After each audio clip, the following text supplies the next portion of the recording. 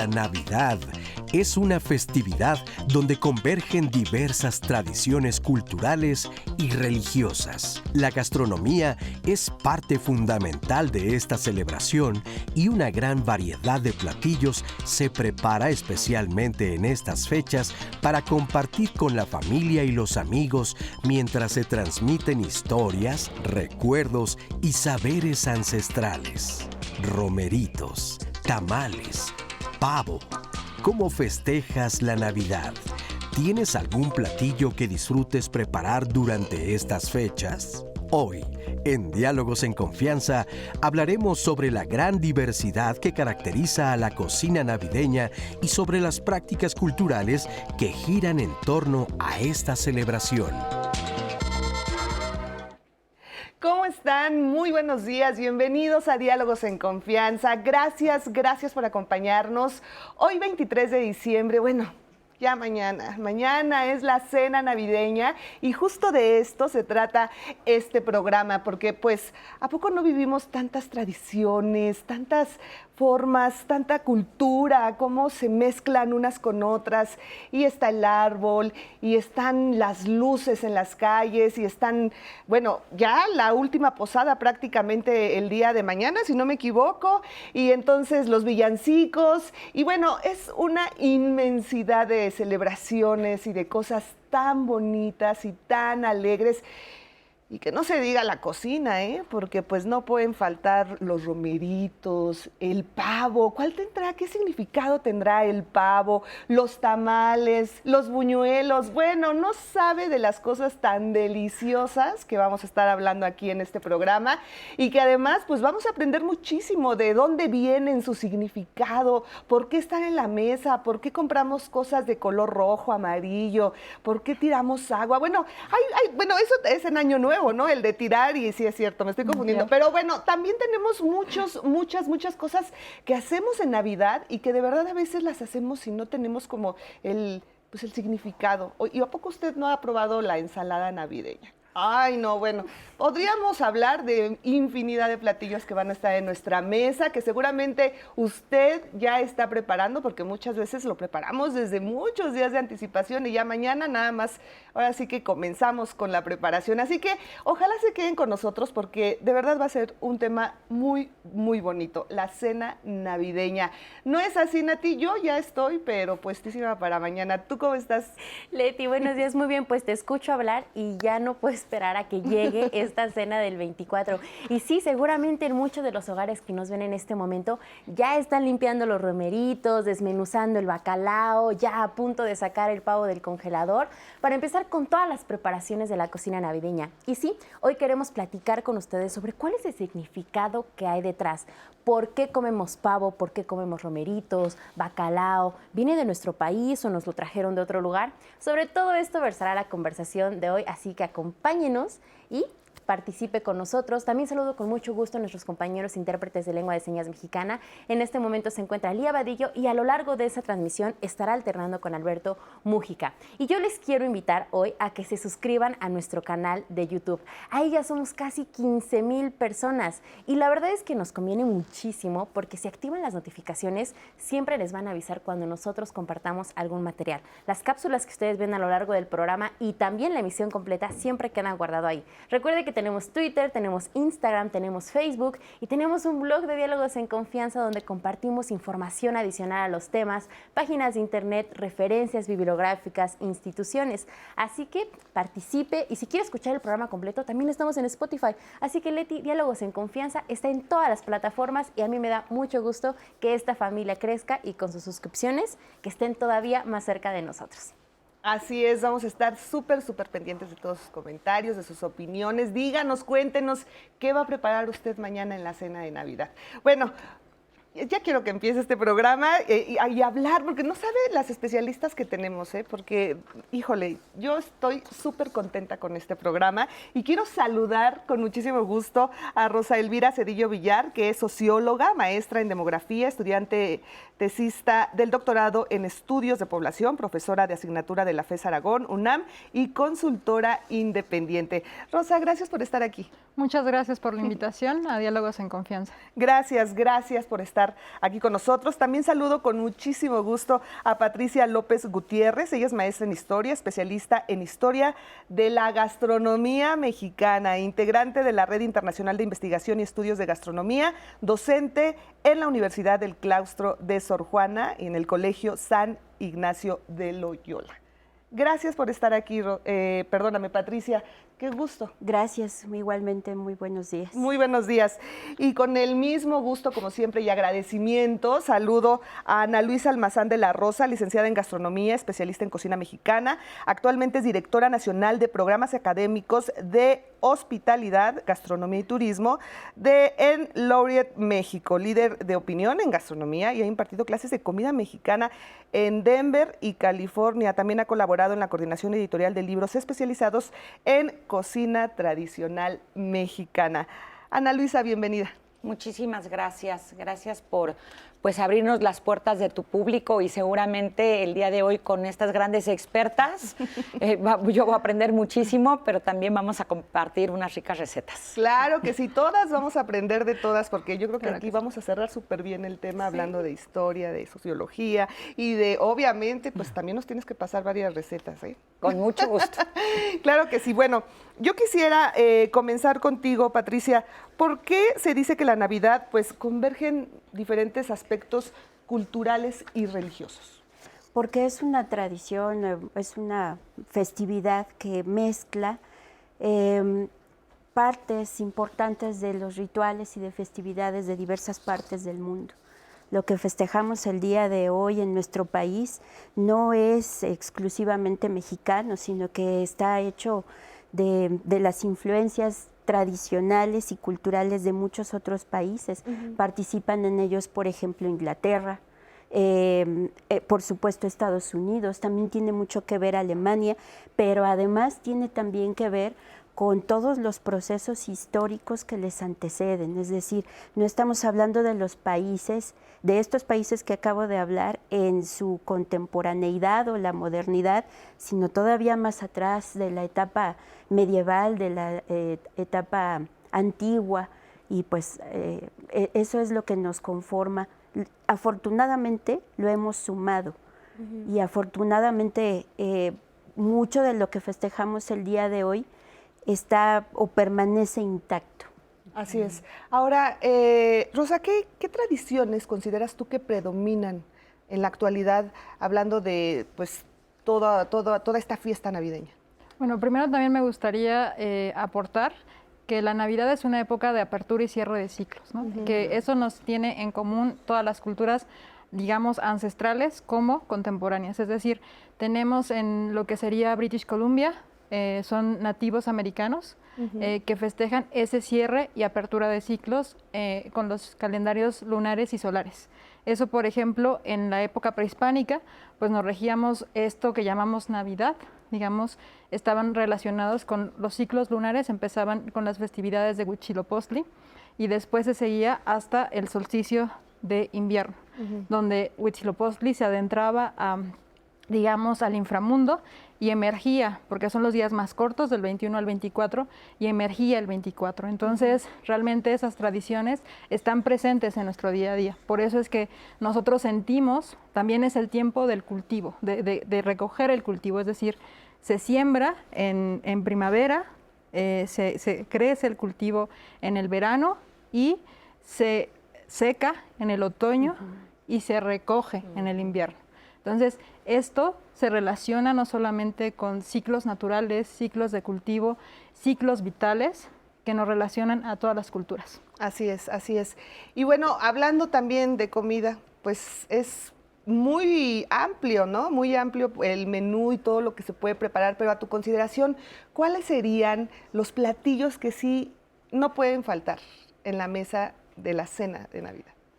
Bueno, pues sin duda el totol, ¿no? Nuestro lindo y hermoso guajolote. Sí. ¿Sí? Este que le dicen el pavo, porque pues hacen una comparación como conocían allá el pavo real, ¿no? Entonces por eso le ponen el pavo. Ajá, ¿Sí? sí, exactamente. Entonces el pavo. Interesante cómo el pavo se puede rellenar de diferentes ahora sí que, perdón, valga la redundancia, de diferentes rellenos, mientras en Yucatán, ¿no? Lo ponen con frutas, en el centro lo rellenamos de carne, ¿no? Y, por ejemplo, algunos le pueden poner carne de res, otros le ponen carne de cerdo, otros hacen la mezcla de carne de res con carne de cerdo. Y bien interesante, como si ves el relleno del pavo, trae una línea así como que conductora con este relleno de los chiles en nogada, pero sin las frutas, bien similar, sin la fruta fresca. La carne, claro, la carne, el tocino, el sofrito, pero los frutos secos, ¿no? Claro. Entonces, bueno, pues el pavo es un obligado, y es un obligado, bueno, creo que Patti es experta, pero de norte a sur, ¿estás de acuerdo? En todas partes se usa el pavo. El famoso bacalao, que me encanta, que le dicen el bacalao a la vizcaína, que no tiene nada que ver con la receta original de la vizcaína. Allá se hacía con el, ¿cómo se llama? Choricero, con el pimiento choricero, y otros ingredientes, pero aquí lo que se hace es que se semeja, si ven, a un pescado veracruzano, ¿no? A la veracruzana, delicioso, pero bueno, nada que ver con el de allá, pero es nuestro. Es nuestro bacalao, ¿no? Es delicioso. Y es además delicioso. Delicioso. Sí, que algunos tal vez le ponen papita y otros no, y luego le ponen las tiene sus variantes, ¿no? Pero de cualquier forma es delicioso. Más adelante, por supuesto, nos vamos a adentrar a todo el significado del pavo y de todas estas cenas tan deliciosas. Pero yo quisiera preguntarte, Patricia, ¿cuáles son los significados que destacan más en las festividades navideñas? Pues lo podríamos dividir, no podríamos hablar de los significados así en general, más bien tendríamos que agruparlos. Por ejemplo, los significados que hay en la mesa. La corona de Adviento tiene un significado, los colores tienen un significado. El verde. ¿Cuál es el significado de la corona de Adviento? Porque luego la ponemos. Sí, el verde simboliza la esperanza y la vida. La luz, por supuesto, también simboliza esperanza y fe. Y el rojo de la cinta que rodea la corona de Adviento tiene que ver con el amor de Cristo y con el sentido de sentirse abrazados por el amor de Cristo. Por eso es que está rodeando esa cinta la corona de Adviento. En el pasado había otros elementos en la mesa que han desaparecido desafortunadamente de nuestras costumbres. Por ejemplo, se acostumbraba a poner un gran mantel o servilleta de grandes dimensiones que significaba la pureza de Cristo. Y sobre ese mantel se distribuían 13 panes, uno más grande que todos. Cada uno de esos panes, bueno, los 12 representaban a los apóstoles y ese grande significaba a Cristo. Y cada uno de esos panes debía de tener, digamos, enterrado una ramita de mirto, que también significa el sacrificio de Cristo, entregarse por redimir nuestros pecados. Claro. Es eso. Por otro lado, tenemos los alimentos. Mencionaba la profesora que el pavo es esencial, su presencia es indiscutible en las mesas. Sí, en la mayor parte de la República Mexicana, y también tiene algo que ver con el sacrificio. En la antigüedad se sacrificaba un chivo y ese chivo representaba todo lo que habíamos hecho mal a lo largo del año. Entonces, con su sacrificio se acababa. Claro. Se deja de sacrificar el chivo, pero ahora se sacrifica un guajolote, un pavo, que tiene o debería de tener este mismo simbolismo, entregar todo lo que hicimos mal, pedir perdón para empezar de nuevo a partir de cero el próximo año. Así es. Ahora, también la Navidad influye en la música. Escuchamos pues villancicos. De hecho, Sor Juana Inés de la Cruz, bueno, hizo villancicos, pinturas, muchas cosas en la escultura también. Pero ¿cómo podemos volverle a dar ese valor cultural a la Navidad? Pues yo creo que rescatando las tradiciones, rescatando los significados y los simbolismos, ¿no? Y no olvidando que la Navidad es una mezcla de muchas culturas. O sea, nuestra piñata no es mexicana, o sea, viene de China, desde la época de Marco Polo, pasa a través de este vínculo hacia España y de España viaja a México, ¿no? Y este simbolismo es todo con lo que cantamos, dale, dale, dale, ¿no? Sí. Simboliza la lucha del bien y el mal, que serían como los pecados, los 7 pecados capitales en la religión católica, y cuando estamos golpeando, pues es la lucha del bien contra el mal, que es una fe ciega, ¿no? Entonces llega a nuestra vida a iluminarnos, digamos, desde la religión católica, la llegada de Jesús con esa fe ciega, y estamos, digamos, pugnando porque el bien prevalezca sobre el mal, ¿no? Claro. Ese es un simbolismo y entonces debemos de recordarlo. Otro simbolismo también, que lo podemos vincular con la época prehispánica, es Huitzilopochtli, el solsticio, digamos, surge en el 21 y emerge el 24, justo para iluminar también con luz al nuevo ciclo. Entonces, creo que debemos de resignificar, recordar cada uno de los elementos que nos unen en una festividad tan importante como es la Navidad. Incluso, por ejemplo, las Nochebuenas es una planta endémica de México que solamente aparece en esta época, ¿no? Y no se encuentra en ninguna otra. Entonces, recordar el valor de eso tan especial y tan pequeño que puede estar en nuestras mesas de cada uno, pero pues está ahí, ¿no? Saber que es originaria de México y que la hemos exportado al mundo. Así es, conocida en todo el mundo. Además, bueno, ahorita que mencionabas un poco acerca de las posadas, yo sí recuerdo que de niña, hace mucho, siempre organizábamos en la calle con nuestros vecinos las posadas y era maravilloso porque tenías esa ilusión de, además de la piñata, los aguinaldos que eran maravillosos, bueno, el ponche que era también una cosa deliciosa y al final, como bien lo mencionas, pues ya rompes la piñata, pero todo tenía un significado, cada día tenía un significado, el pedir posada, ¿no? Y entonces el canto de afuera y entrabas todos felices. Y al final, la conclusión era el nacimiento del niño Jesús. Estoy hablando, obviamente, de la religión católica, ¿no? Entonces, ya al final, el 24, arrullabas al niño y ya era como la culminación y como podemos decir el inicio, ¿no?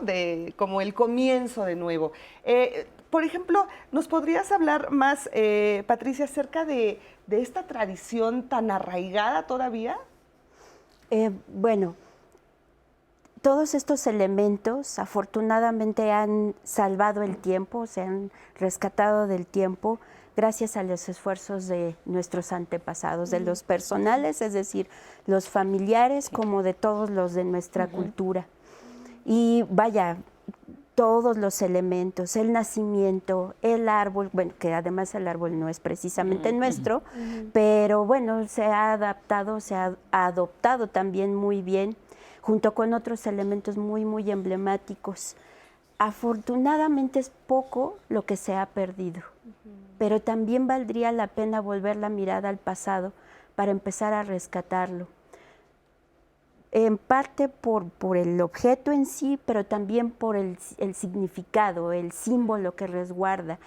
Y transmitírselo, es muy necesario transmitírselo a nuestros herederos, a los que vienen detrás de nosotros, sí, para que ellos sepan qué significa, que no está allí porque sí, que tienen un significado para que ellos también se interesen en estudiarlo, rescatarlo y sembrar la semilla de la curiosidad en ellos para que, bueno, por supuesto lo investiguen, pero también para que lo traspasen. Así es, así es. Y bueno, pues vamos a hablar acerca del mercado del Río Blanco. ¿No es así, Nati? Bueno, tú mejor presentas. Sí, Leti, bueno, pues justamente para esta época decembrina fuimos a la romería del mercado Río Blanco, donde ahorita que vemos la cápsula les voy a contar el ambiente que se vive, los colores, el ánimo con el que va la gente justamente para prepararse para esta época decembrina.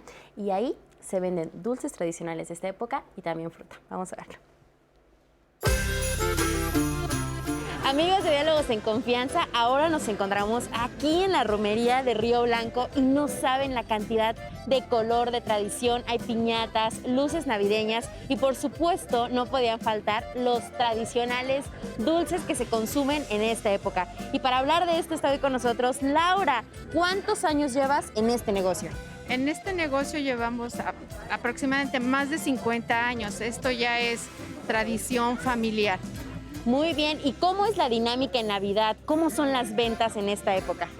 En esta época, pues como bien tú lo dices, es Navidad, es cuando se maneja mucho el dulce y sobre todo es cuando se maneja más el dulce, las colaciones, que es para los aguinaldos, que son las posadas, para arrullar al niño Dios. La colación tradicional es la que tenemos en aquel extremo y está hecha de lo que es cascarita de naranja, cacahuate, pasita. Hay para todos los gustos. Claro. Y finalmente, Laura, ¿qué otros dulces también se venden mucho en esta época?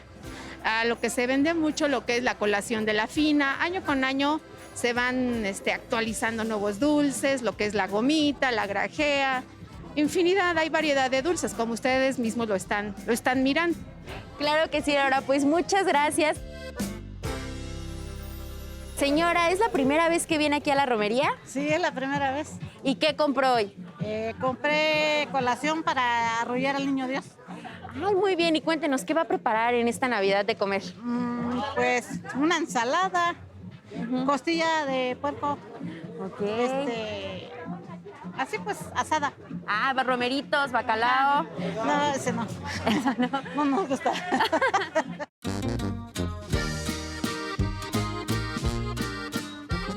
Amigos, continuamos aquí en la romería y ahorita estamos con Daniel. Él tiene un negocio en el que venden fruta de esta temporada. Daniel, muchas gracias por aceptar esta entrevista. Cuéntanos, ¿cuántos años llevas en este negocio? Llevamos 15 años recogiendo una tradición familiar milenaria, ¿eh? Sí, por supuesto. Oye, ¿y cómo se vive el ambiente? ¿Cómo son las ventas ahorita en diciembre, en Navidad? Mira, en esta pandemia, pues lamentablemente bajó un poquito la venta, pero sí estamos al servicio de la comunidad, dando el servicio, vendiendo la fruta. ¿Cuál es la fruta que más se vende en Navidad? Lima, la mandarina, la naranja, la guayaba, todo lo que se requiere para el ponche también lo ofrecemos. Claro, para el ponche y también para las piñatas, porque Claro, también vendes piñatas. Sí, vendemos unas piñatitas para que así se las lleven a sus posadas. Muchas gracias, pues amigos, visiten la romería, consuman y apoyen la economía nacional. Gracias, Daniel. Hasta luego.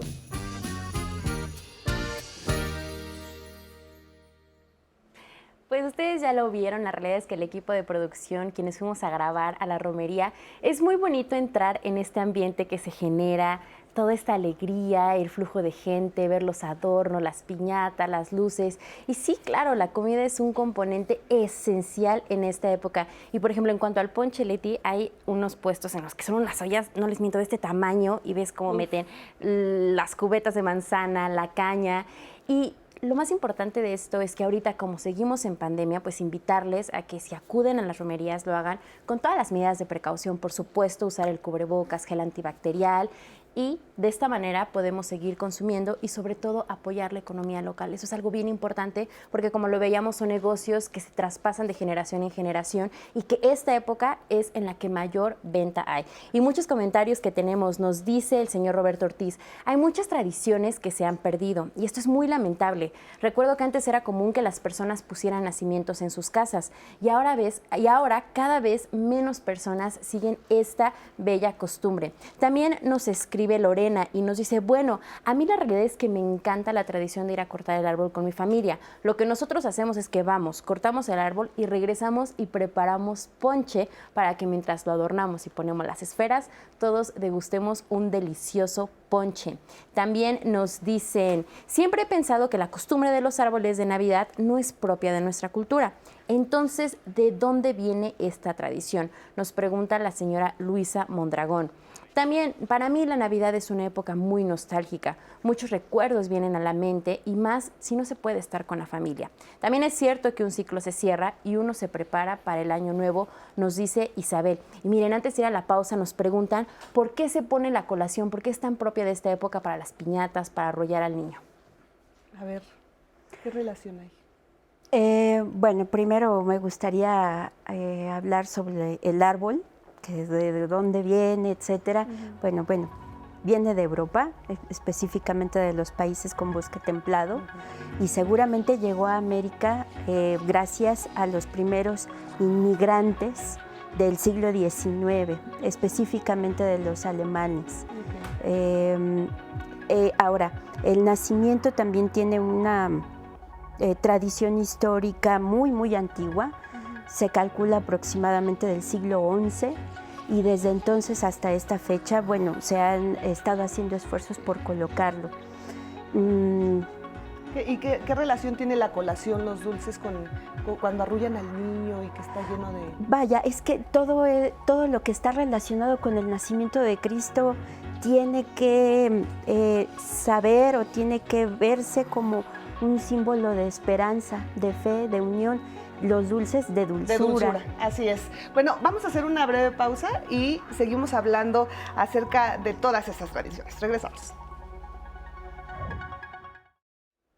Y continuamos aquí en Diálogos en Confianza, hablando de la cocina navideña. Y gracias a las personas que se están conectando con nosotros. Y yo los quiero invitar a que el viernes, en los temas de pareja, no se pierdan la emisión. El tema va a ser dimensión espiritual de la pareja. Qué importante es hablar también de este plano que se vive con una persona con la que decides compartirte, con la que decides tener una relación de amor, de alegría.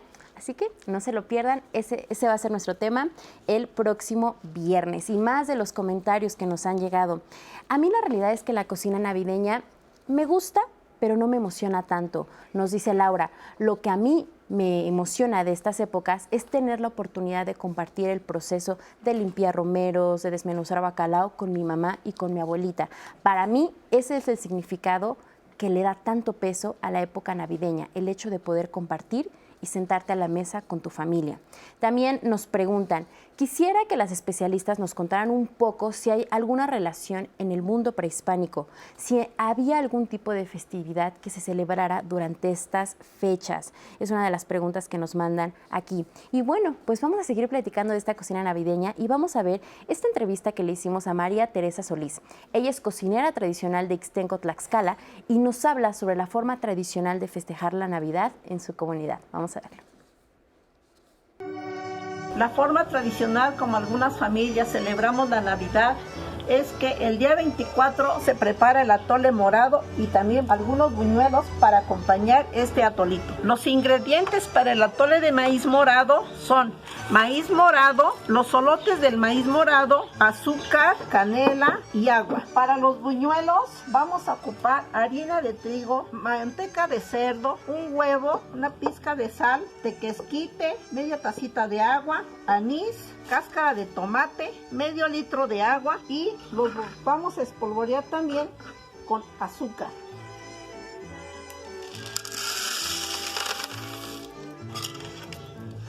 Aquí va a estar remojándose por aproximadamente unas 5 o 6 horas hasta que quede suave para que se pueda moler. Aquí tengo ya mi masa preparada, ya la llevé a moler, ya la puse a fermentar y ya puedo preparar el atole. Ya puse una olla a calentar agua con canela y azúcar. Mientras voy a colar mi atole. Ya que hirvió el agua con la canela, ahora le vamos a vaciar lo que ya colamos. Y ahí lo vamos a dejar hervir, le vamos a mover para que no se nos pegue. Mientras se está cociendo el atole, vamos a moler una mazorca que quemamos. Con esta vamos a hacer una tinta que le vamos a agregar cuando lo hayamos servido y lo podamos tomar. Ya tenemos el atole aquí cocido. También la miel ya se hizo. Ahora vamos a hacer los buñuelos. Le agregamos el huevo, un poquito de agua, la manteca. Aquí ya tengo mi agua con cáscara de tomate, se la vamos a agregar, una pizca de sal. También agregamos el agua de tequesquite. Esta la vamos a colar para que no se pase la tierrita. Y aquí tenemos nuestra masa, ya reposó, ya hicimos algunas bolitas y ahorita vamos a extender la masa para freírla. Ya tenemos listo nuestro desayuno de Navidad, el atole morado, que ahorita lo voy a acompañar con unos ayocotes y unas gotitas de tinta de maíz quemado. Un tamal con hoja morada y un rico buñuelo. Yo le voy a poner jarabe de piloncillo. Los invito que en esta época decembrina convivamos con nuestras familias y degustemos de la gastronomía mexicana, que es la única que ha sido reconocida por la UNESCO como Patrimonio Cultural e Inmaterial de la Humanidad, porque es exquisita y variada. ¡Feliz Navidad! Qué interesante ver las tradiciones que hay en nuestro país y la realidad. Para nosotros los jóvenes, por ejemplo, es un honor poder recibir este conocimiento ancestral.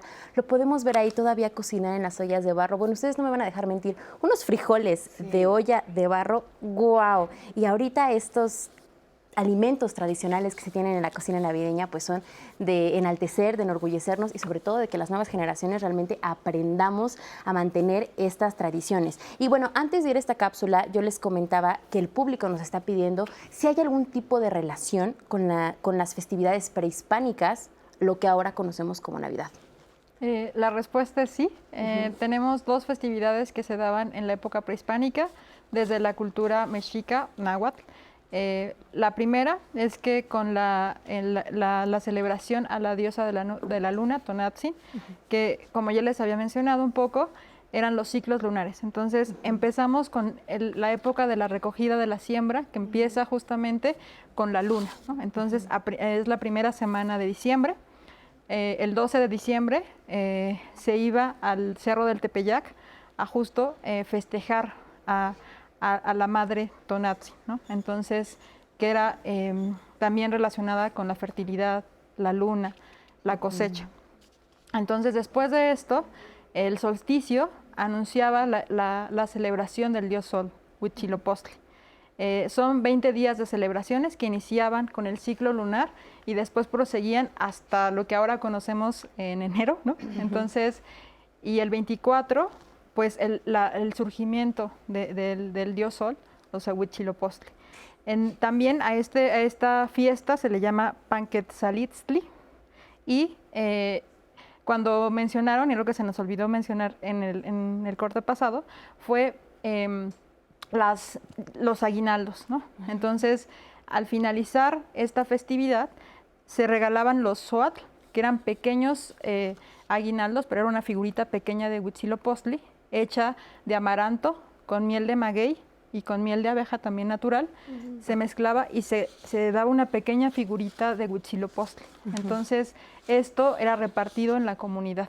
Entonces, cuando llega la conquista española, pues se realiza un sincretismo para poder colonizar de manera más sencilla a las poblaciones indígenas. Es tomado por los franciscanos y por los agustinos, y se pasa a las posadas.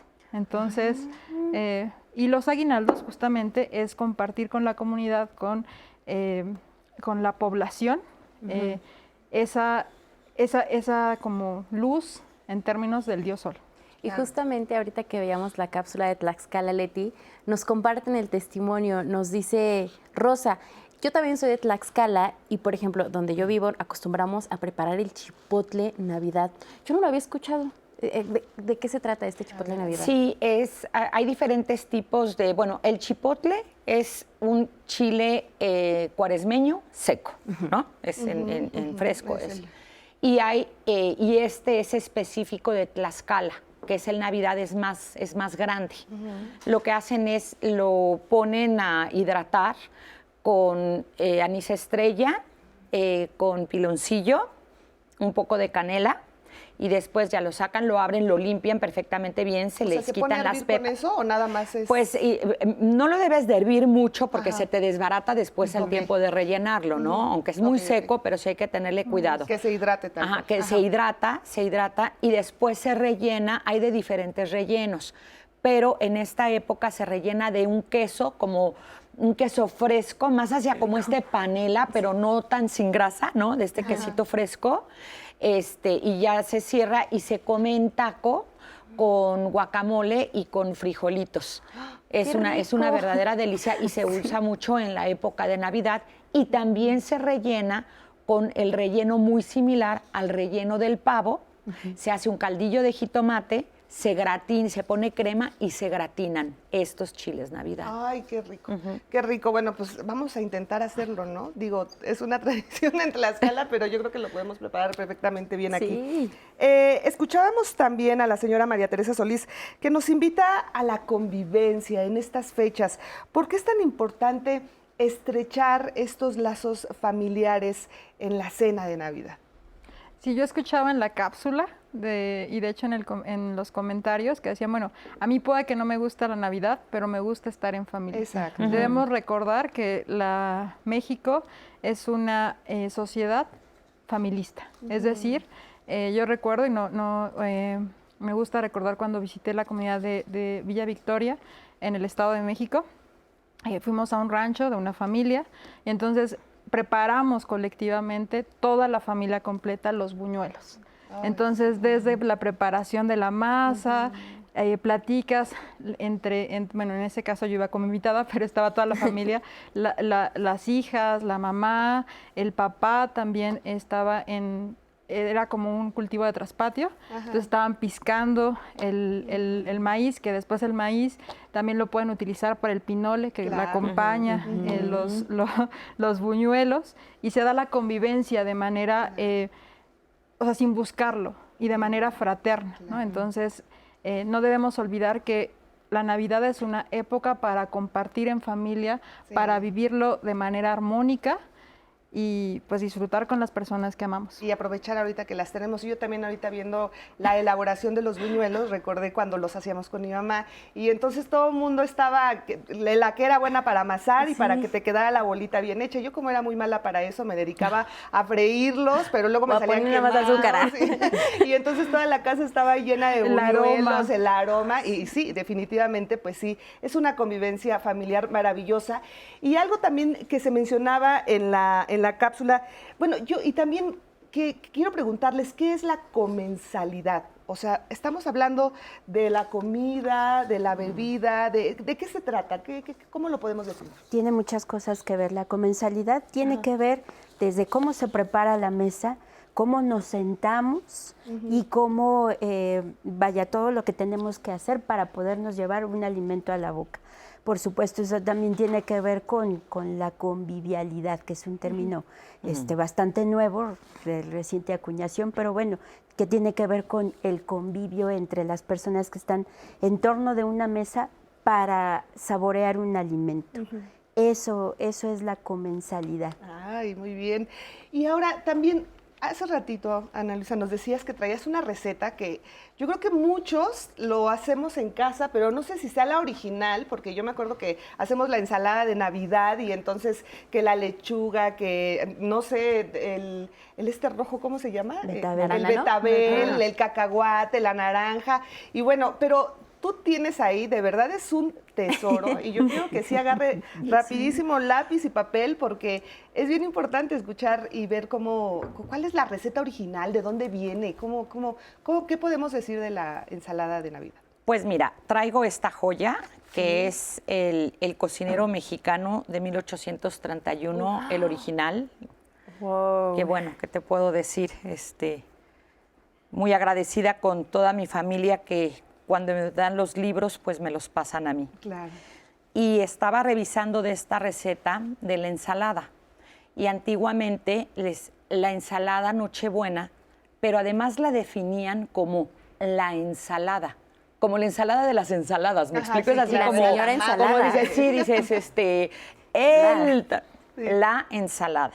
Y me voy, a permitir leer, dice: de todas las ensaladas, la más pomposa y magnífica es sin contradicción la de Nochebuena, la suerte que podía llamarse la ensalada, por antonomasia.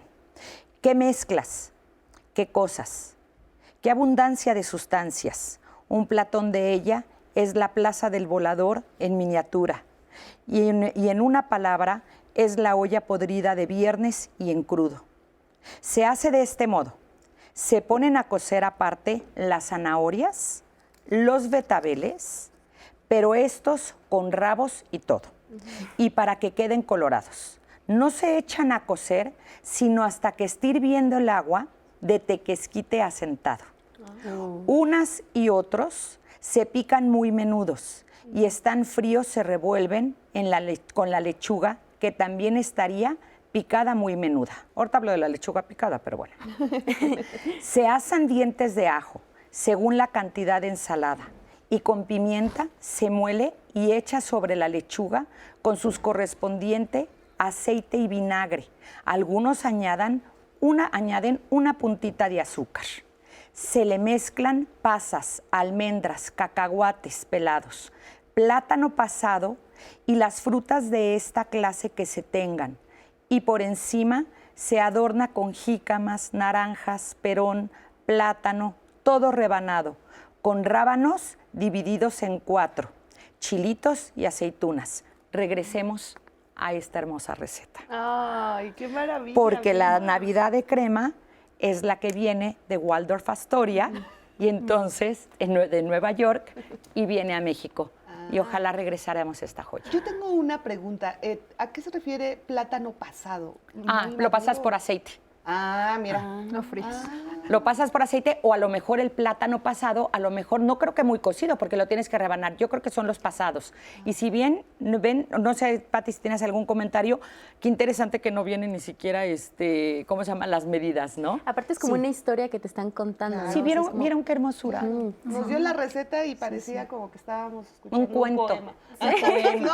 Una historia. Qué maravilla. Sí, el plátano pasado es frito en aceite, sí.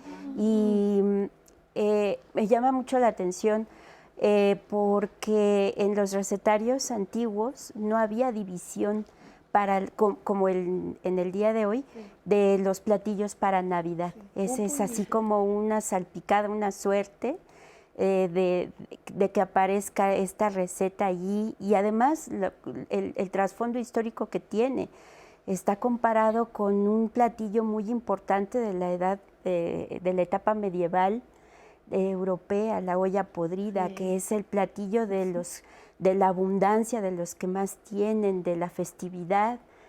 Y bueno, está relacionada con una ensalada, que por lo general la ensalada pasa de largo, ¿no? Ajá, claro, claro, por supuesto. Pues sí, y hay muchas variantes, porque pues a mí, como por ejemplo el rábano, la pasa, todas estas que yo no las ponemos en la ensalada, pero que sería bien interesante hacerla así, tal cual como es la tradicional. Bueno, ya ves en Oaxaca, ¿no? Un día antes, la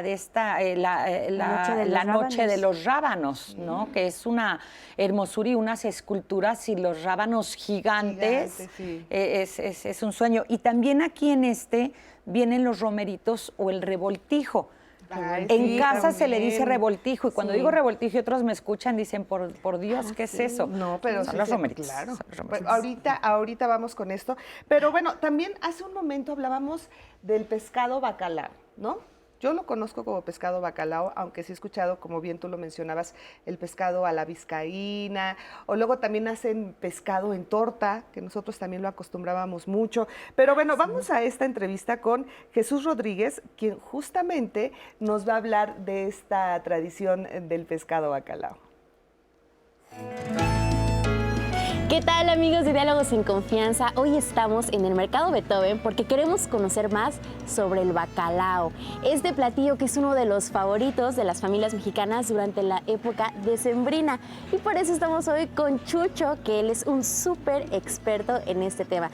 Este bacalao que ustedes venden, ¿de qué origen es? ¿De dónde lo importan? Mira, el bacalao es el noruego. Ese viene de Noruega, es europeo. Ese se da nada más en aguas heladas, es por eso que este pescado, este bacalao, viene importado y llega aquí a Veracruz. Al llegar a Veracruz es cuando ya lo empiezan a repartir en toda la República Mexicana. La principal es en la Ciudad de México, porque aquí es donde se da más lo de este consumo, que es el bacalao. Allí en Europa se da mucho que es a la vizcaína, pero aquí nosotros optamos otra forma de realizarlo.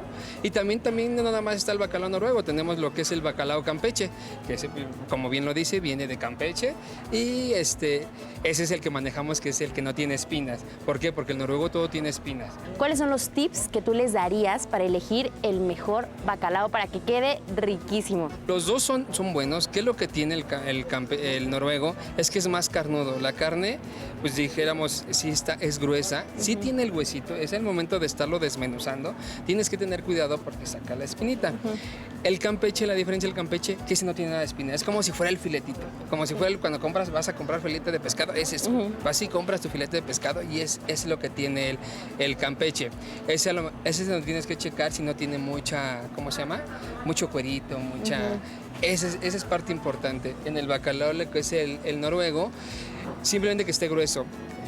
Tiene que tener su color original, ahorita se los mostramos, yo digo, para que vean cuál es el color original.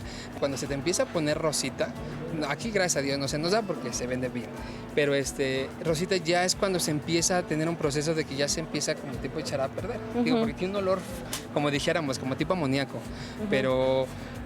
Es más, acá atrás vas a ver que tenemos las luces.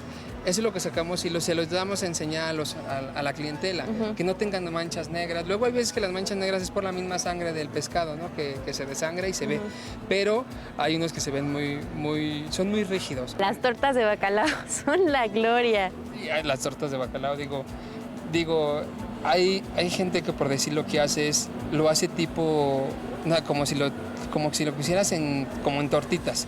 Hay gente que lo capea, y lo sazona igual con lo mismo con el jitomatito o a la vizcaína, que la vizcaína pues es el que lleva, el aceite de oliva, es donde predomina más el aceite de oliva, el chile güero, la aceituna. Muchas gracias por brindarnos estas recomendaciones. No, gracias a ustedes, gracias. El mercado está abierto aquí en mi negocio, moles, chiles secos, el güero.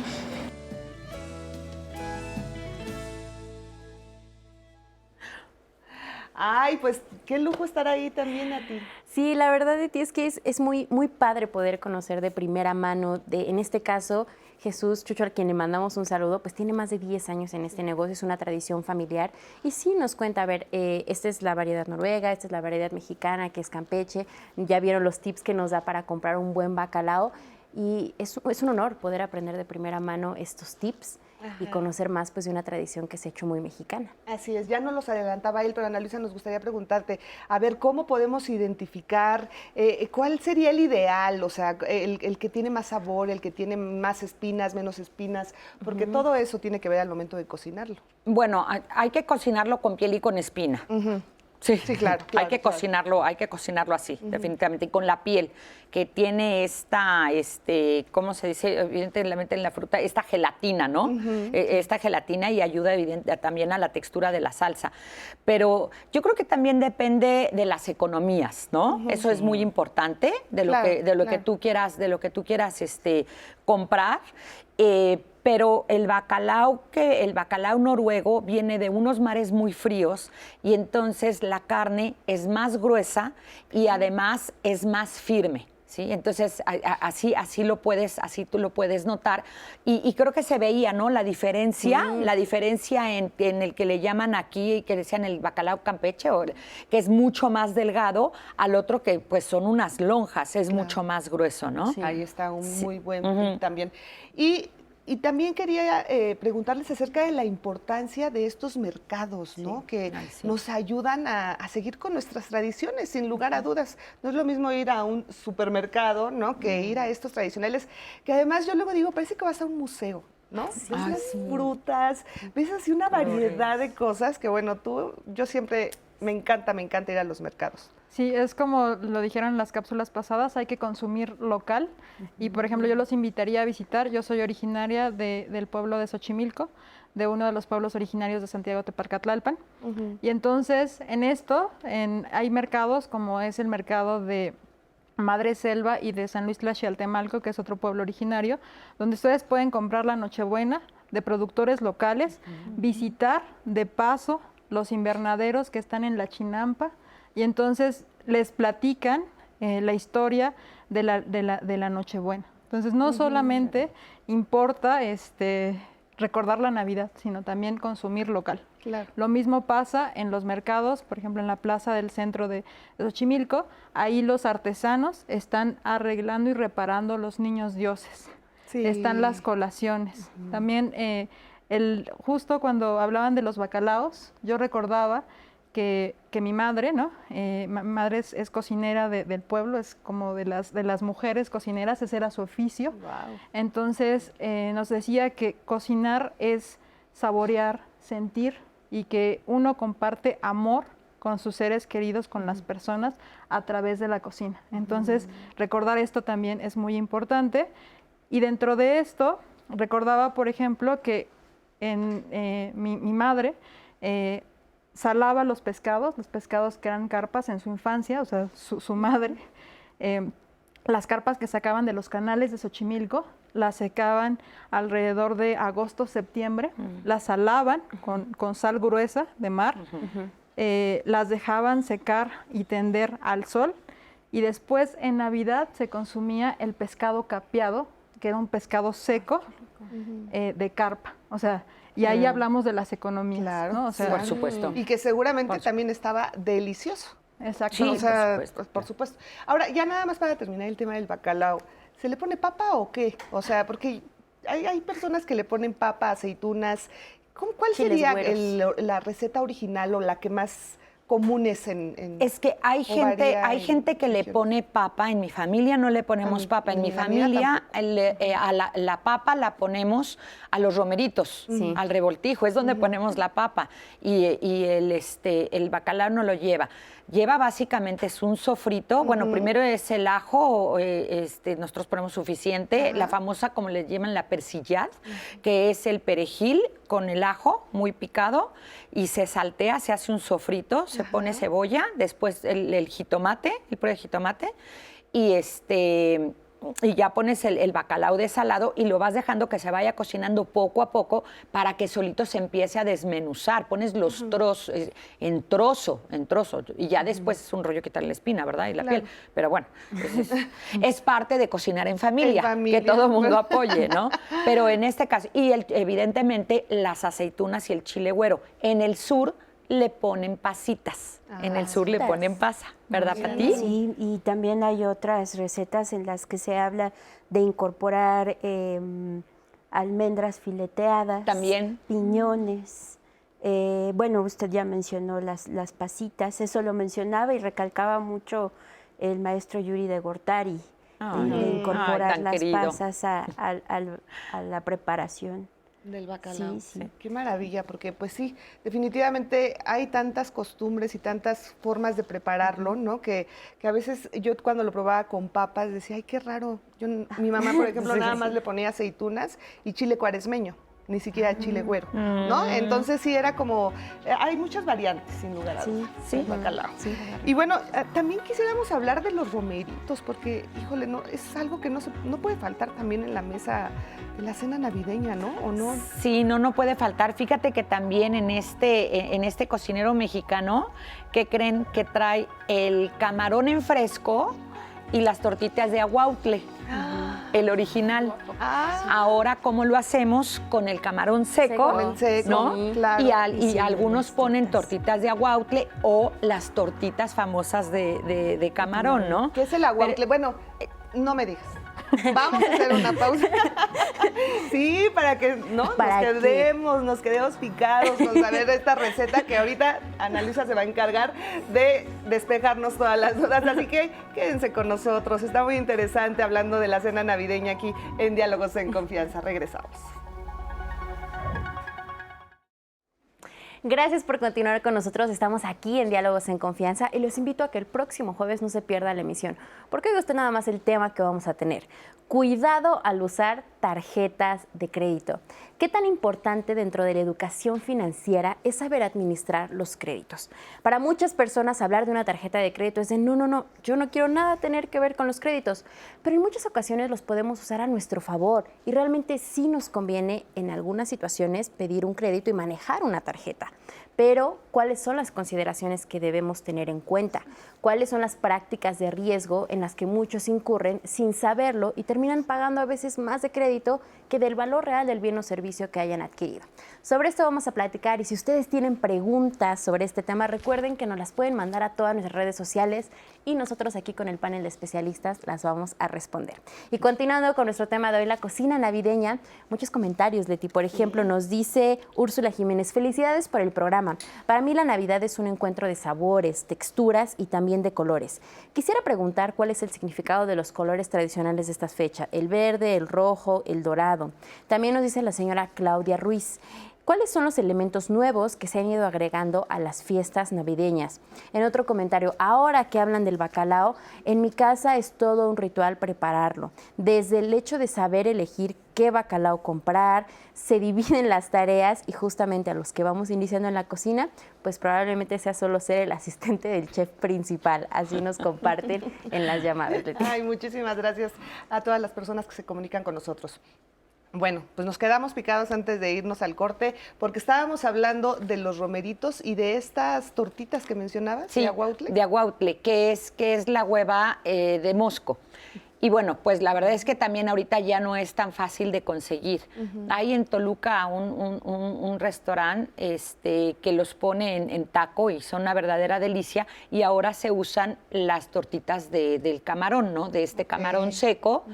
Y también, pero depende de cada familia, ¿no? Claro, o sea, hay gente, en mi casa, por ejemplo, no ponemos las tortitas, pero sí se le pone suficiente camarón seco. Ajá. Y también se cocina con el polvo del camarón, ¿no?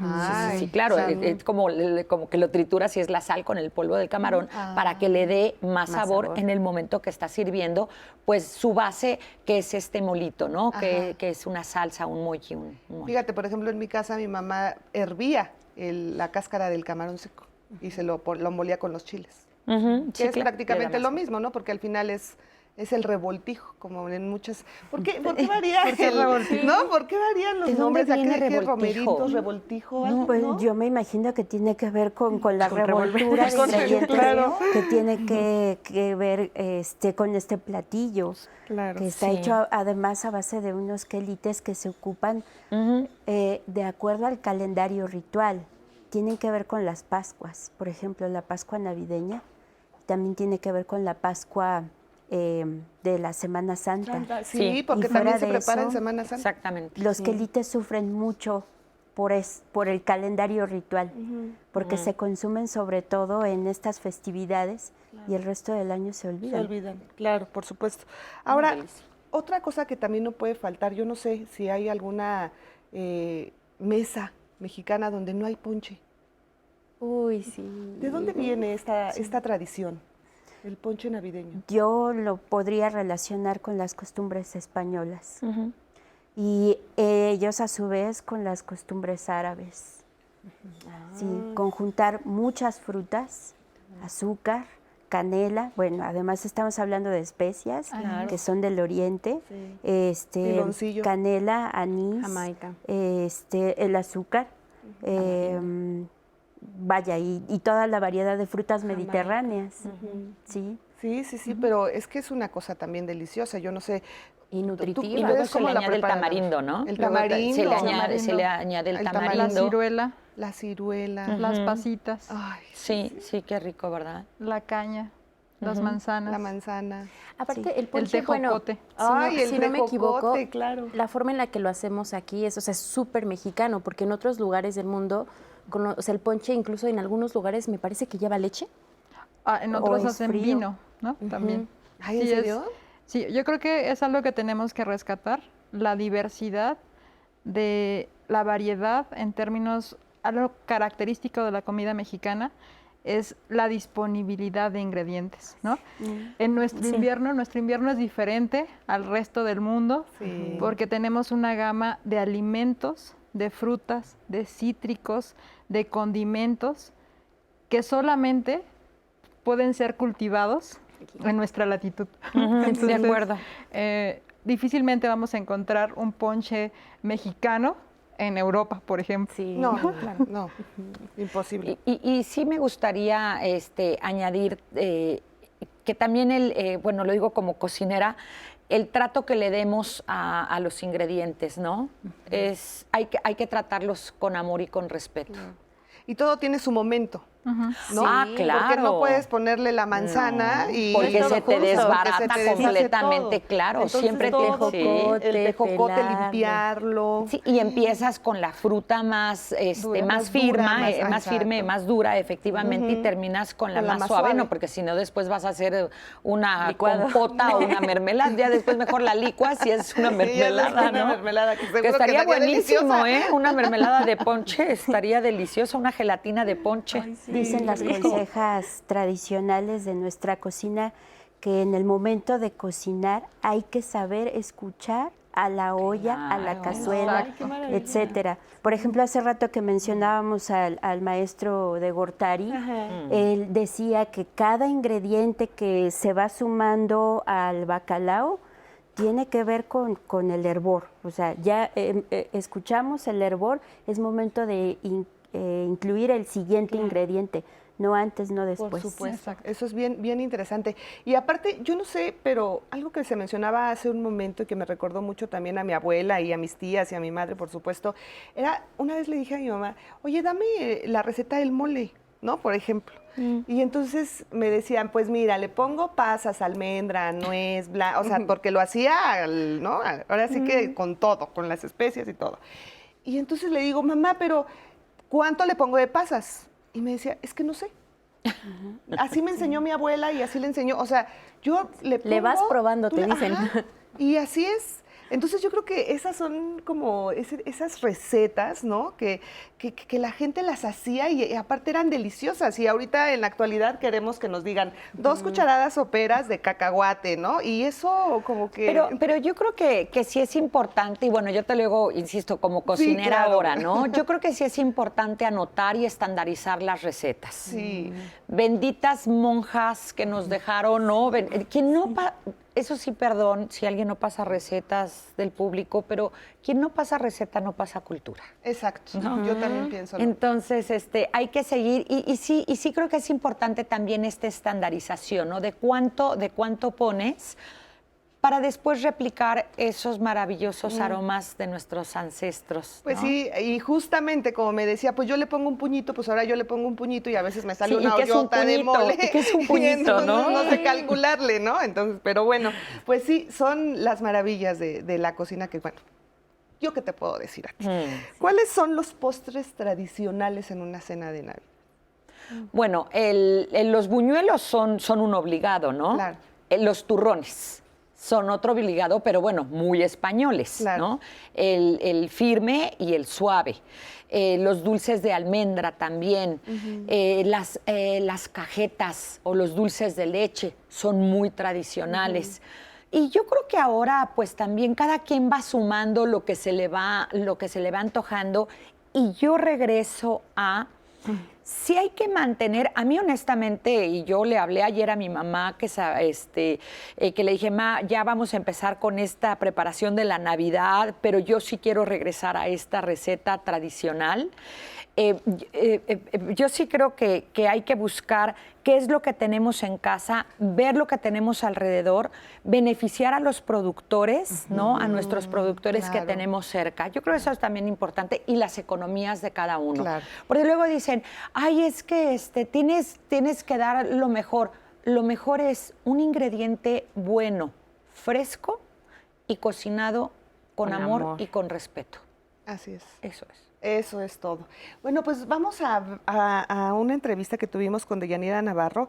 Ella es cocinera tradicional de Durango y nos habló de un platillo muy, pero muy famoso allá, que es la discada. Vamos a ver de qué se trata. Está bien rica. Hoy tengo mucho gusto en presentarles uno de los platillos que se realiza cuando nosotros nos reunimos con la familia, con los amigos, para celebrar algo. En esta ocasión lo vamos a presentar como un platillo que podemos hacer también en la Navidad. Aunque quiero decirles que lo más usual de manera popular, de hacerlo, pues la mayoría de todos los durangueños nos gusta comer tamales en Navidad. Con eso celebramos estas fiestas, también acompañados de unos buñuelos. Pero hoy vamos a presentar esta discada, que también es un plato de celebración, de reunión de amigos, de fiesta, y en esta ocasión lo vamos a hacer para la Navidad. Los ingredientes para elaborar una discada estilo durangueño, en este caso de res y de cerdo, de carne de cerdo, le vamos a agregar obviamente la carne, cebolla, ajo, tomate y embutidos como el chorizo, el jamón, la salchicha, el tocino. Y es muy importante los condimentos como la pimienta, un poquito de ajo deshidratado, un toque ligero de comino. Para hacer esta preparación, primeramente ponemos a calentar el disco con leña en un lugar que nos permita tener cierta movilidad, porque pues hay humo siempre que se cocina con leña. Primeramente vamos a poner nuestra manteca de cerdo, enseguida agregamos el chorizo y cuando este se ha freído, le agregamos los dos tipos de carne, dejamos que se combinen estos dos ingredientes. Inmediatamente después, junto con la cebolla, agregaremos el tocino y el resto de los demás embutidos. Le vamos a poner el tocino.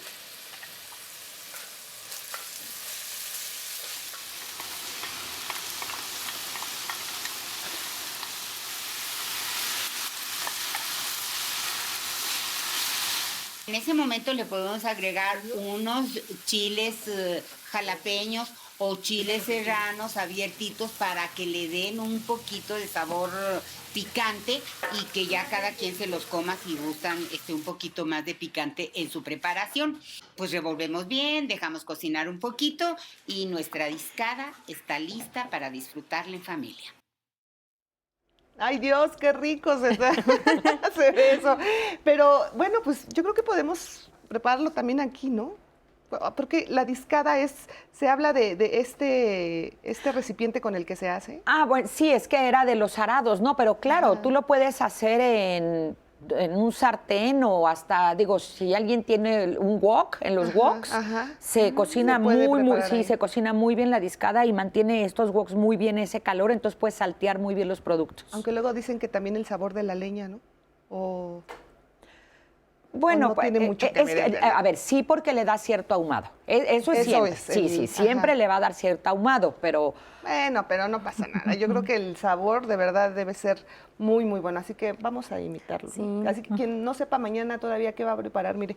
Y aparte tampoco es una muy buena receta, ¿no? O sea, es rápida, pues no es tan complicada, ¿no? Que también hay algo.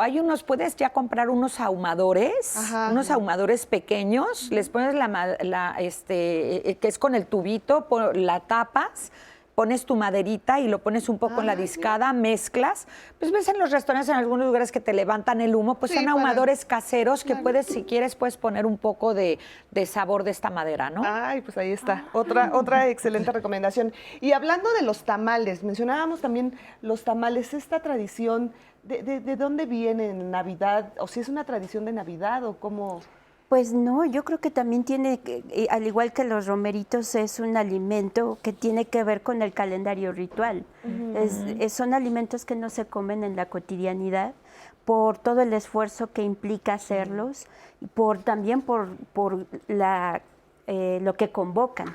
Claro. O sea, convocan a toda la familia a disfrutarlos en conjunto.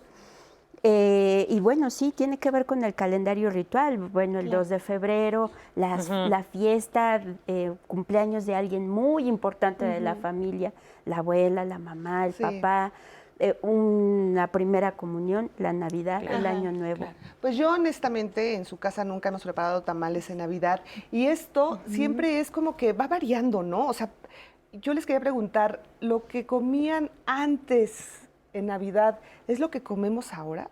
No. Y no tenemos que ir muy atrás en el tiempo. En la década de los 50, cuando se empezaron a incluir en los recetarios la sección especial de la Navidad, haciendo mención a una mujer que a mí me parece muy especial en la historia de la cocina mexicana, doña Josefina Velázquez de León, que construyó el recetario del mes de diciembre. Hablaba de platillos que no tienen nada que ver el día de hoy, por ejemplo, taquitos de manitas de cerdo, espagueti frito, sopa de verduras con sesos de ternera, sopas que son muy cotidianas, por ejemplo, la de munición con jitomate y nada más. Y muy tímidamente por ahí aparece lo que hoy es tradicional, el lomo, la pierna, el bacalao, pero en general eran platillos como los que les acabo de mencionar y muchos otros. Bueno, como postre no se mencionaba a los buñuelos, sino más bien, y así lo nombra doña Josefina, la jaletina de colores. Que además, bueno, verde, blanco y rojo. Claro. Y también era todo un espectáculo hacer una gelatina en aquel tiempo. Sí, por supuesto. Era también un proceso que llevaba mucho tiempo y mucho esfuerzo. Entonces, no Lo que siempre. pasa es que tal vez ya no lo manejamos ni como postre, porque está el ponche, están los buñuelos, está también el dulce de tejocote. Ay, la conserva de tejocote. O las jaleas, las jaleas de tejocote que son de esta temporada. Y esas lavas muy bien el tejocote, lo dejas en agua, 2-3 días en agua fría o en el refrigerador, lo sacas, lo cuelas, le pones el azúcar y de ahí sale la jalea. No usas el tejocote.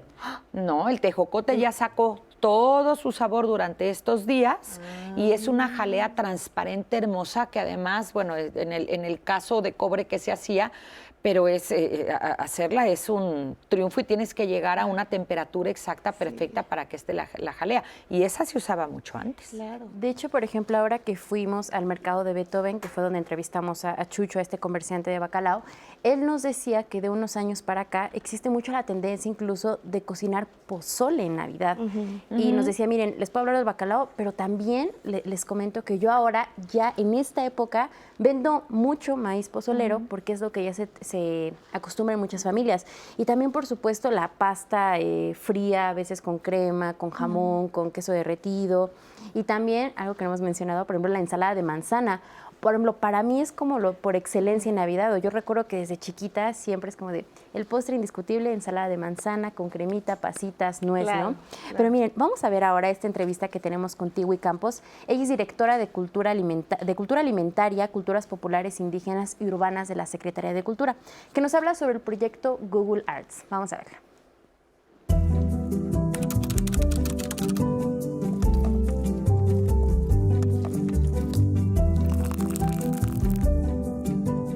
El proyecto Sabores de México, donde Google nos invitó a varias secretarías y organizaciones de la sociedad civil a participar, el objetivo de este proyecto es dar a conocer la gran diversidad alimentaria que existe en México a través de sus diversas culturas. Como todos lo sabemos, 68 pueblos indígenas, a los afrodescendientes y los populares son los que nutren a este país de su gran diversidad. Este espacio está diseñado para que la gente encuentre de todo, tanto historias de vida, recetas, historias de producción, que conozcan lugares donde se producen, que se sienta, que solo falte que huelan la comida mexicana, ¿no? Entonces, en este recorrido la gente puede encontrar absolutamente todo y desde distintas perspectivas y voces de sus protagonistas, que creo que es lo más importante, porque no hay nada como que te lo cuente quién lo hizo y por qué lo hizo, y pueden encontrar, por ejemplo, historias de mujeres de café, sobre los quelites, sobre amaranto. Hay una gran diversidad de todos los elementos de nuestra gran cocina mexicana. Bueno, y si quieren conocer más este mapa, lo pueden encontrar en cualquier plataforma de aplicación, así como baja la aplicación que se llama Google Arts and Culture, o en la página directo http://artsandculture.google.com. Ahí tiene usted una excelente herramienta. ¿Por qué es importante conocer pues, la gran variedad alimentaria de México y, por supuesto, también la voz de sus protagonistas? Pues porque digamos que nuestro país es megadiverso, no solamente en términos biológicos, sino en términos culturales y también culinarios. Entonces, cada región de México, es decir, la discada en el norte, los tamales tal vez no son actualmente tan importantes en el centro, pero sí lo son para algunas comunidades del sureste, ¿no? Oaxaca, Chiapas, Yucatán, ¿no? Entonces, por ejemplo, yo recuerdo las posadas, yo no puedo pensar unas posadas sin unos tamales, ¿no? Sin las 9 posadas que se dan en los barrios de Xochimilco, donde después en la noche, después de arrullar al niño, rezar, se reparte en la comunidad de manera masiva tamales a todos los que acompañan, ¿no? Entonces, también el champurrado, o sea, los casos enormes de ollas, digamos, de champurrado. Entonces, digamos que si bien los alimentos no siempre han sido los mismos, también en cada región tienen su especificidad, o sea, como lo mencionaron, actualmente los mercados cada vez digamos, se surten de manera diferente, ¿no? Ahora se preparan para los pozoles, los pambazos, que son, digamos, los que apenas acaban de ingresar a la dieta navideña, ¿no? Entonces... que siempre era como para septiembre, ¿no? Exacto. Exacto, como que no podíamos pensar un 15 de septiembre, un 16, sin cenar pozole y después al otro día también el pozole. Pero sí son esos cambios que estamos viviendo. En Veracruz comen en la Navidad unos buñuelos rellenos de jaiba. Y son como si fueran unos ravioles. Wow. Es ensalado. Wow. Sí. ¿Y cómo se acompaña? Ay, perdón. No, adelante. Es que no, son esos como, buñuelos de jaiba. No, son así nada más los buñuelos con la jaiba así fritos y te los comen. Ah, mira. Ay, una delicia. Y justo hablando de eso, pues sí, tienen toda la razón, porque uno habla, pues sí, porque vivimos en el centro del país y decimos tamales, como en Navidad, es en los cumpleaños. Y seguramente mucha gente está diciendo, bueno, pero pues aquí sí los acostumbramos.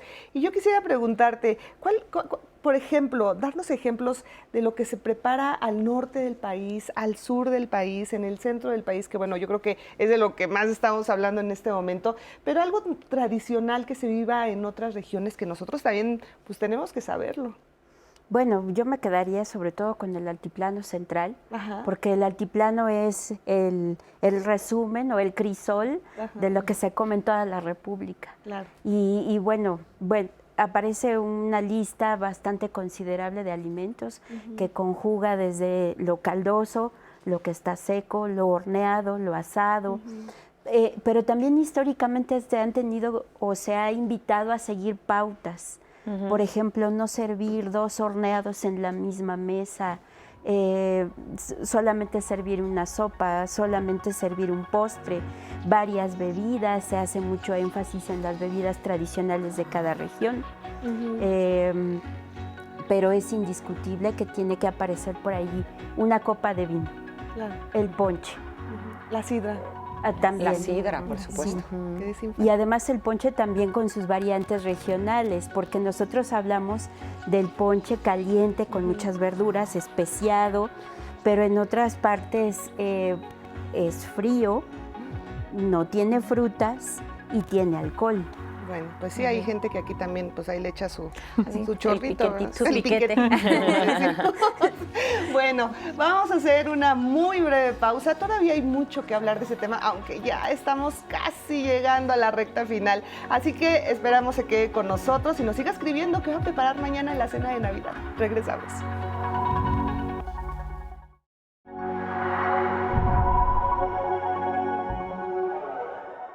Lo que festejamos el día de hoy en nuestro país no es exclusivamente mexicano, está hecho de las influencias tradicionales y culturales de muchos otros países.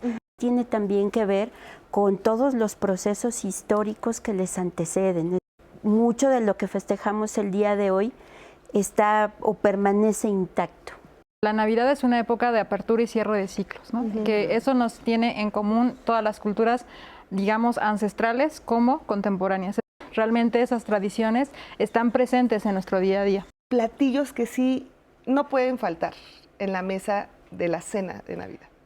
Bueno, pues sin duda el totol, ¿no? Nuestro lindo y hermoso guajolote. El famoso bacalao, que me encanta, que le dicen el bacalao a la vizcaína. Significados que hay en la mesa. La corona de Adviento tiene un significado, los colores tienen un significado. Un gran mantel o servilleta de grandes dimensiones que significaba la pureza de Cristo. También tiene algo que ver con el sacrificio. En la antigüedad se sacrificaba un chivo y ese chivo representaba todo lo que habíamos hecho mal. Se deja de sacrificar el chivo, pero ahora se sacrifica un guajolote, un pavo, que tiene o debería de tener este mismo simbolismo. ¿Cómo podemos volverle a dar ese valor cultural a la Navidad? Pues yo creo que rescatando las tradiciones, rescatando los significados y los simbolismos, ¿no? Y no olvidando que la Navidad es una mezcla de muchas culturas. Nuestra piñata no es mexicana, o sea, viene de China, desde la época de Marco Polo. Las Nochebuenas es una planta endémica de México que solamente aparece en esta época.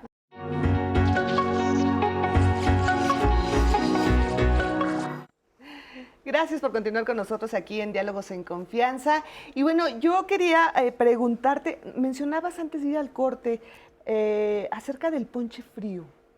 ¿Cómo es esto? ¿En dónde? Porque pues aquí en el centro nosotros pues no lo visualizamos de otra manera, sino está casi hirviendo. Pero ¿cómo? Esa es una influencia totalmente norteamericana sobre los estados de la frontera norte. Okay. Y bueno, es un ponche de frutas que no tiene fruta, o sea, no tiene trozos de fruta, más bien es un concentrado, o sea, se prepara a base de un concentrado y se le ponen hielos a pesar de la temperatura y se le pone alcohol. Bueno, pues ya entendimos más o menos. Yo me quedo con el de Yo también me quedo con el de Yo también. Sí. El del centro, sí, caliente. Así es.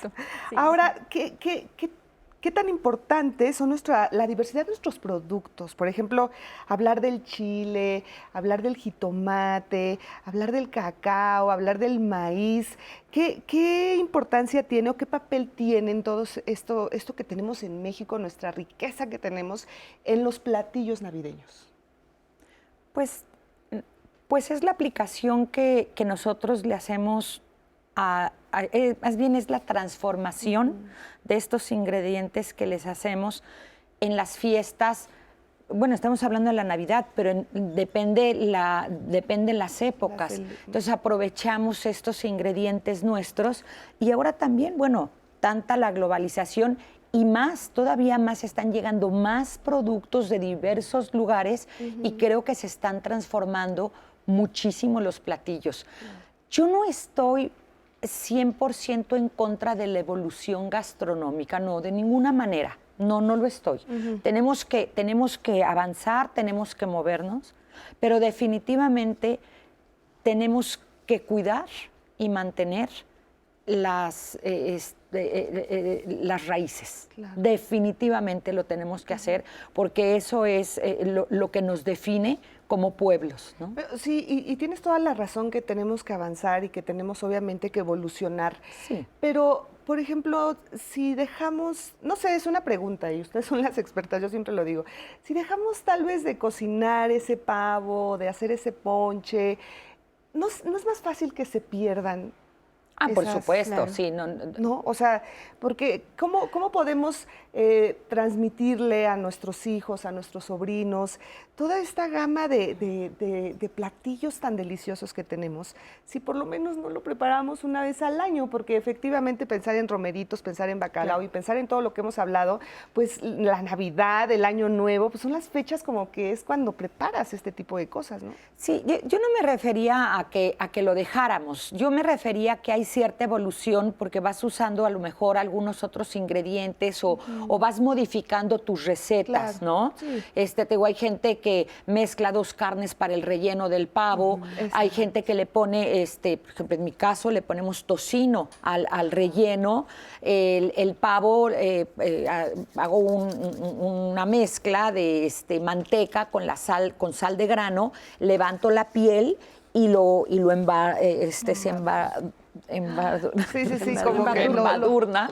embadurna y eso le da jugosidad también. Yo no inyecto el pavo, no lo inyecto. Con esa manteca baja esa grasa y queda, y además se le pone abajo una base de vino, vino blanco, agua y una lata también de jugo de carne para después sacar el gravy y todo eso te ayuda a mantenerlo. Pero te digo, vas como que modificando, moviendo las recetas, pero ojo, el día de mañana vamos a comer o vamos a cenar en casa lo tradicional. Claro, no, y el día de mañana nos vemos en casa de Ana Luisa. Pero por supuesto. O al recalentado, que tanto te gusta. Porque justo sobre el recalentado nos llaman y nos dicen, a mí lo que más disfruto de esta época, la verdad, es el recalentado. ¿Es mi idea o todo agarra más sabor al siguiente día? Y yo les platicaba en el corte que en lo personal a mí igual me encanta el recalentado porque incluso ya no es tan ceremonioso como un día antes, que todos andamos de pon la mesa y arréglate. Y muchos ya llegan cansados en la noche después de todo un día de trabajo. Y en el recalentado, por ejemplo, en mi familia hacemos tortas de romeritos y de bacalao y saben deliciosos. Y sí creo que agarran un poquito de más sabor. Y también nos dicen, los tamales de cerdo en salsa verde y de frijol para la cena de Navidad son una tradición en mi familia. Nos comenta Marta y manda saludos aquí al panel. También en otra llamada, en mi familia dividimos el menú y cada familia prepara algo y lo lleva el mero día de la cena. Y eso está padrísimo porque no se le junta solamente a un grupo de personas, ¿no? Así. Al otro día desayunar unos huevitos estrellados fritos con bacalao o con los romeritos y un trozo de pan del día anterior que lo tuestas, es un desayuno delicioso. Ay, qué rico. Bueno, pues ya lo estaremos pasado mañana, ¿no? Entonces, oigan, rápidamente, también, ¿cómo es lo ideal? Tú nos hablabas al inicio del programa del mantel blanco y de cómo preparar la mesa de Navidad, ¿no? Pero ¿cómo sería lo ideal o cuál sería la forma? Porque a veces todo revolvemos y es toda una... Pues yo creo que no hay una forma específica. Cada quien tiene su propia manera de montar una mesa. Okay. Finalmente lo que llama, lo que convoca es lo importante. Pero también, bueno, históricamente el montaje de las mesas es también muy reciente. Por ejemplo, en la década de los años 20, se llamaba poner un cristal en medio de la mesa y encima un frutero con determinadas frutas, manzana, higo, uvas. Después, en la década de los 30, ahora sí, mucho énfasis en que el mantel fuera glamuroso, que tuviera bordados, que tuviera colores determinados, por ejemplo, rojo. Y hasta la década de los 70 ya cuando se empieza a hablar de manualidades, que el ama de casa se pusiera a hacer determinados objetos para adornar todavía más la mesa. Ay, sí, bueno, es que la mesa servida ya es todo también es un lujo, ya la cena navideña definitivamente se disfruta desde que bajas y ves tu mesa ya puesta, desde ahí empiezas a disfrutar. Pero también siempre hay desastres navideños, ¿a poco no? Y Andrés Castuera, tú nos vas a hablar de eso porque seguramente usted se va a sentir identificado. ¿Cómo estás, Andrés? Qué gusto saludarte. Cuéntanos, ¿tú qué vas a cenar mañana? Bueno, pues voy a cenar un pavo que yo mismo cocino, porque he de decir que aunque no me gusta, debo confesarme Grinch, la Navidad no es algo que me guste, pero cocinar sí, y como es una época en la que tengo tiempo de hacerlo, pues me quedo con el pavo que ya estamos listos para meter al horno mañana. Y sí, desastre navideño. La semana pasada hablábamos de un clásico, una obra que está a punto de cumplir 30 años en cartelera, una pastorela, algo está pasando en Belén. Bueno, pues hoy vamos a hablar de un joven clásico. Yo creo que ya le podemos llamar un joven clásico navideño porque en estas épocas que una obra esté por cumplir su 6ª temporada es algo bastante difícil, sobre todo hablando de teatro independiente. Y este desastre navideño nos convoca por 6º año a varios actores y actrices que nos vemos solamente a fin de año convocados por Rodrigo Verástegui, quien es el autor y el director, para hablarnos de diferentes historias. Justamente Rodrigo nos ha platicado ya de, cuando le hemos entrevistado en otras ocasiones, de por qué hizo Desastre Navideño, porque justo él decía, es que a mí no me gustan las pastorelas y a mí no me gustaba que lo único que había en cartelera eran pastorelas, que hay de otras historias navideñas. Y lo que él hizo fue escribir diferentes personajes, 5 de ellos aman la Navidad y 5 que odian la Navidad. Y el público llega y elige el menú. ¿Qué quiere ver? ¿A qué personajes quiere ver? Entonces vamos a ver desde un duende, que uno pensaría pues que el duende es de los que más ama la Navidad. Pues no, resulta que este duende realmente es un duende de centro comercial que quería ser actor y que pues no, la única vez que actúa es estando formándole a los niños para que Santa Claus se tome la foto con ellos. Tenemos por ahí también a un reno, que en realidad no es otra cosa más que un gato que lo obligan a disfrazarse de reno todas las Navidades y por eso odia estas fechas. Pero también tenemos a un nieto que ama la Navidad porque recuerda cuando pasaba la Navidad con su abuela, a alguien que se enamora en Navidad y que siempre tendrá ese recuerdo navideño, a un viajero que ve la Navidad la oportunidad de reencontrarse con sus familias, hasta otros monólogos muy, muy fuertes. Todos estos son monólogos, son 10 monólogos que hacen que, como bien decía Leti, que nos identifiquemos con algún personaje, porque bien lo dice el autor, ¿no? La Navidad es más allá de historias felices. Sí hay historias felices y tratamos de que las historias sean felices. Incluso él escribe historias nuevas. El año pasado, que presentamos aquí mismo la versión streaming, porque el año pasado tuvo que ser vía streaming, incluso escribió un personaje del que vamos a poner aquí un fragmentito, que es un monólogo que cuando me toca a mí hacerlo lo disfruto mucho, que es un músico que, como a todos los artistas, nos representa cómo nos pegó la pandemia cuando todo se canceló. Es una obra muy, muy vigente, que cumple 6 años en cartelera y que además ustedes escogen a qué personajes quieren ver. Y aquí lo emocionante es que las actrices y actores estamos minutos antes viendo a ver ahora por cuál van a votar, ¿no? Y a ver si el monólogo por el que van a votar lo traes al centavo o vas a tener que medio improvisar. Les dejo estas imágenes de algunos de los personajes. No nos da tiempo de meter a todos los personajes que salen en este Desastre Navideño. Y de regreso les digo cuándo pueden ir, porque ya se va a acabar esta temporada. Esta temporada arrancó desde noviembre, pero estamos en la última semana de Desastre Navideño. Repito, un joven clásico del teatro mexicano para estas épocas.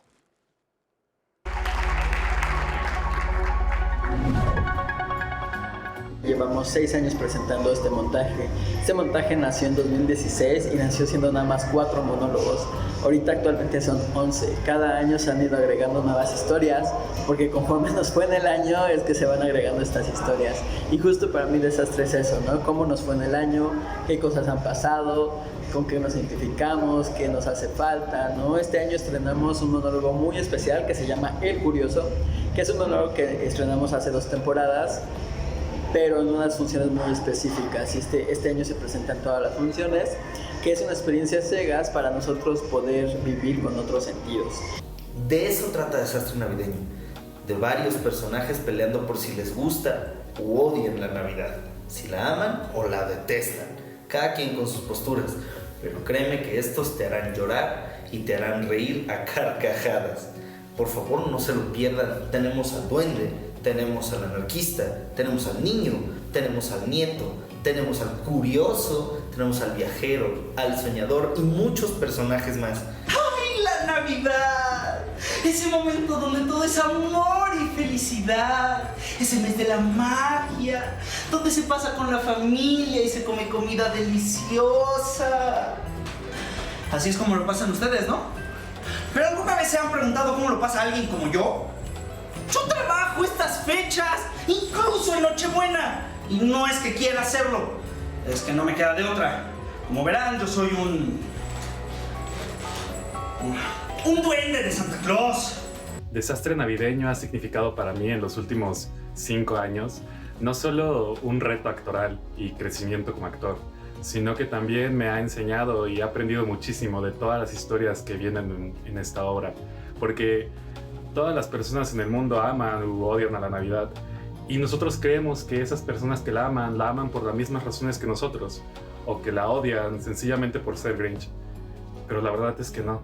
La verdad es que todas las personas tienen su propia historia con la Navidad. Tienen sus propias experiencias, sus propios cuentos, sus propias experiencias familiares de lo que les pasó en el pasado. Y casi nunca pensamos en ello. Y Desastre Navideño es lo que logra. Fue hace más o menos como un año, cuando de pronto ella me dijo que ya no podía seguir esperándome. ella me dio un ultimátum y me dijo que había llegado una cosa a su vida. Bueno, ella decía que la cosa se llamaba Raúl, ¿no? Pero yo le decía cosa. La cosa esta. Pues ahí está, Desastre Navideño, que cierra temporada este domingo. Hay 2 funciones todavía de Desastre Navideño, a las 6 y a las 8 de la noche. Además, en el Foro Juanacata, que es un foro que ha estado cerró a causa de la pandemia y se va a reabrir solamente se reabrió realmente para finalizar esta temporada de Desastre Navideño, así que vale la pena, métanse a las redes sociales así tal cual, Desastre Navideño, para que desde ahorita voten por qué personajes quieren ver. Y pues nos vemos todavía la próxima semana, todavía nos queda un programa más de este año justo para ver cómo se vio el 2021 sobre los escenarios. Aquí nos seguimos viendo para hablar de teatro mexicano en Diálogos en Confianza por el 11. Así es, Andrés, por supuesto, todos nos vamos a identificar con alguno de estos personajes. Muchísimas gracias, Andrés, que tengas una excelente cena de Navidad. Gracias. Y bueno, pues estamos ya a punto de terminar y llegó una pregunta del público que sí se las tenemos que... Claro que sí, justo nos pregunta Mirna Gómez, gracias por el programa, ¿y qué van a cenar las especialistas en Navidad? A ver. Bueno, nosotros siempre cenamos lo tradicional. El bacalao, los romeritos, el pavo. A mí cada año me toca el pavo y tengo que pensar qué le voy a poner porque a veces le ponemos o puré de tejocote o puré de manzana o gelatina de vino tinto. Entonces ya veré cuál pongo. Muy bien. Patricia. Bacalao. Bacalao, sí, ¿verdad? Ese es como también súper tradicional. ¿Y tú, Rosa? En mi caso va a ser pescado seco capeado. Con romeritos verdes, o sea, de mole verde, con dulces cristalizados de Tulyahualco, que es un pueblo también originario de Xochimilco. En este momento ellos producen tanto el amaranto fresco, una copita de vino, en la mesa no pueden faltar unas nochebuenas, claro, en un mantel de nochebuenas bordado por artesanos de la región de Huautla de Oaxaca, entonces, y alrededor de mi familia. Ay, que eso es lo más bello. Sí. Oye, pero cuéntanos cómo son los romeritos verdes, en mole verde. Se sacan de la calabaza, se limpia la calabaza, la pepita, se queda la carnita, digamos, de la pepita, se muele esa pepita con un poquito de ajo, un poquito de chile serrano, o algunas personas prefieren el chile, digamos, de árbol, pero normalmente se hace con chile de serrano. Y después se prepara el mole verde, y a este mole verde se le agregan los romeritos y los nopales. Entonces, eso acompañado del pescado capeado es una delicia. No, bueno, pues entonces también... Pati, nos vamos a su casa. Bueno, no sé, podría ser, cenamos con Ana Luisa y el recalentado aquí con Rosa, ¿no? Sí. Bueno, pues es que la Navidad yo creo que es un momento de reflexión, ¿no? O sea, ya como que se abre esa puerta porque es más el interior en la Navidad, eso de lo que hicimos bien, de lo que hicimos mal, la esperanza que para muchas personas católicas significa el nacimiento de Jesús, ¿no? Pero otras personas, aunque no tengan esa religión, pues sí tienen como esa emotividad y después ya viene el Año Nuevo, que era cuando decía que ya empiezas a hacer todos los rituales y que depende también de esas costumbres tan maravillosas también que nosotros los mexicanos pues lo hacemos como una fiesta, todo es fiesta para nosotros, ¿no? Y eso es lo maravilloso de vivir todas estas fechas, además de que sin lugar a duda estar rodeado de tu familia, bueno, pues es lo más importante.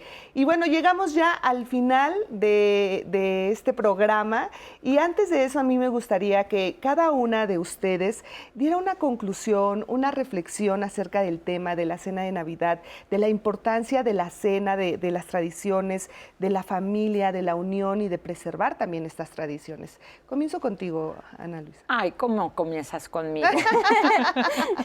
Fíjate que ahorita que decías de una reflexión, bueno, pues claro, es estar en familia, es recuperar si tuvimos alguna situación familiar y que lo soluciones, ¿no? En el momento para estar en armonía.